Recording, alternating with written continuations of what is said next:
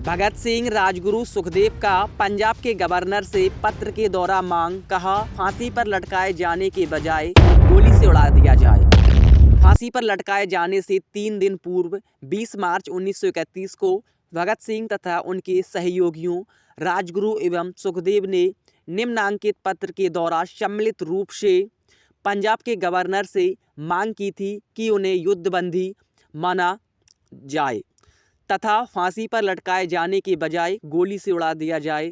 यह पत्र इन राष्ट्रवीरों की प्रतिभा, राजनीतिक मेधा, साहस एवं शौर्य की अमर गाथा का एक महत्वपूर्ण अध्याय है। संख्या 20 मार्च 1931 प्रति गवर्नर पंजाब शिमला महोदय, उचित सम्मान के साथ हम नीचे लिखी बातें आपकी सेवा में रख रहे हैं। भारत की ब्रिटिश सरकार के सर्वोच्च अधिकारी वायसराय ने एक विशेष अध्यादेश जारी करके लाहौर षड्यंत्र अभियोग की सुनवाई के लिए एक विशेष न्यायाधिकरण स्थापित किया था, जिसने 7 अक्टूबर 1930 को हमें फांसी का दंड सुनाया। हमारे विरुद्ध सबसे बड़ा आरोप यह लगाया गया कि हमने सम्राट जॉर्ज पंचम के विरुद्ध युद्ध किया है। न्यायालय के इस निर्णय से 2 बातें स्पष्ट हो जाती हैं। पहला यह कि अंग्रेज जाति और भारतीय जनता के मध्य एक युद्ध चल रहा है। दूसरी यह है कि हमने निश्चित रूप में इस युद्ध में भाग लिया है, अतः हम युद्धबंदी हैं। यद्यपि इनकी व्याख्या में बहुत सीमा तक अतिशयोक्ति से काम लिया गया है, तथापि हम यह कहे बिना नहीं रह सकते कि ऐसा करके हमें सम्मानित किया गया है। पहली बात के संबंध में हम तनिक विस्तार से प्रकाश डालना चाहते हैं। हम नहीं चाहते कि प्रत्यक्ष रूप में ऐसी कोई लड़ाई छिड़ी हुई है। हम नहीं जानते कि युद्ध छिड़ने से न्यायालय का आशय क्या है, परंतु हम इस व्याख्या को स्वीकार करते हैं और साथ ही इसे इसके ठीक संदर्भ में समझना चाहते हैं। युद्ध की स्थिति, हम यह कहना चाहते हैं कि युद्ध छिड़ा हुआ है और यह लड़ाई तब तक चलती रहेगी जब तक कि शक्तिशाली व्यक्तियों ने भारतीय जनता और श्रमिकों की आय के साधनों पर अपना एकाधिकार कर रखा है। चाहे जैसे व्यक्ति अंग्रेज पूंजीपति और अंग्रेज या सर्वथा भारतीय ही हों, उन्होंने आपस में मिलकर एक लूट जारी कर रखी है। चाहे शुद्ध भारतीय पूंजीपतियों के द्वारा ही निर्धनों का खून चूसा जा रहा हो, तो भी इस स्थिति में कोई अंतर नहीं पड़ता।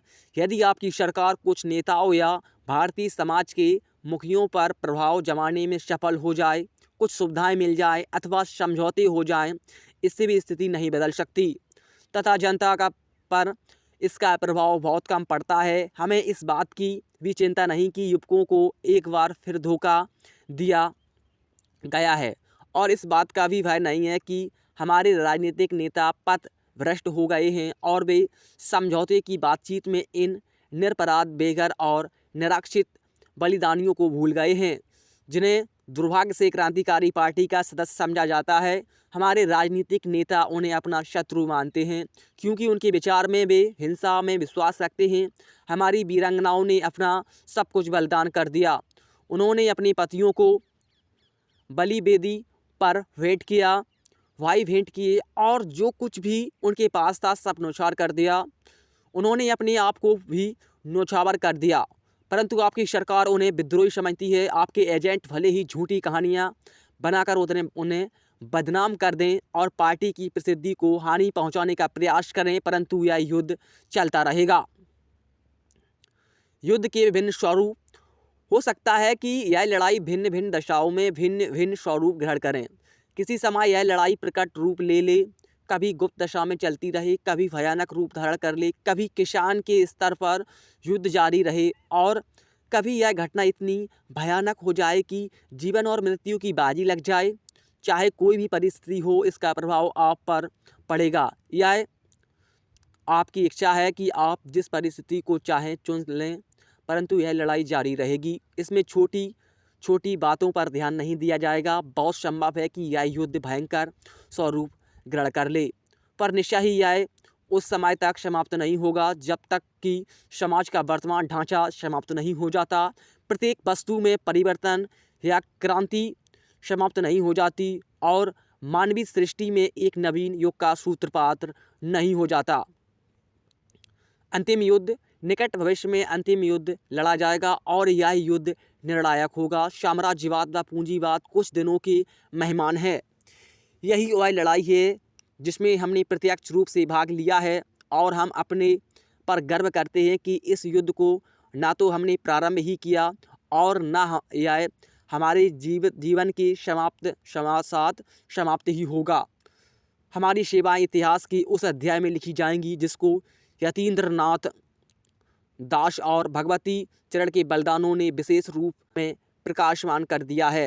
इनके बलिदान महान हैं।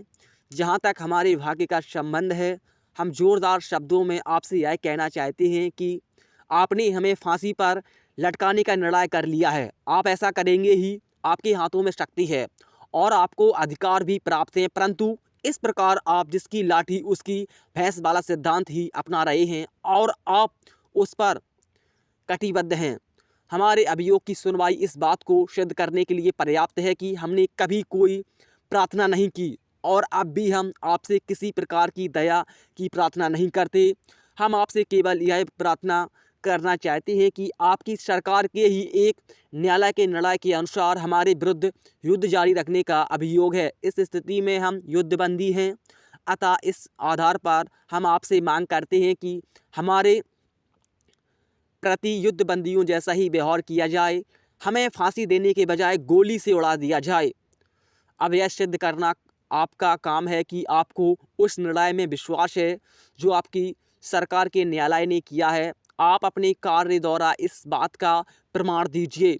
हम विनयपूर्वक आपसे प्रार्थना करते हैं कि आप अपने सेना विभाग को आदेश दे दें कि हमें गोली से उड़ाने के लिए एक सैनिक टोली भेज दी जाए। भवदीय भगत सिंह, राजगुरु।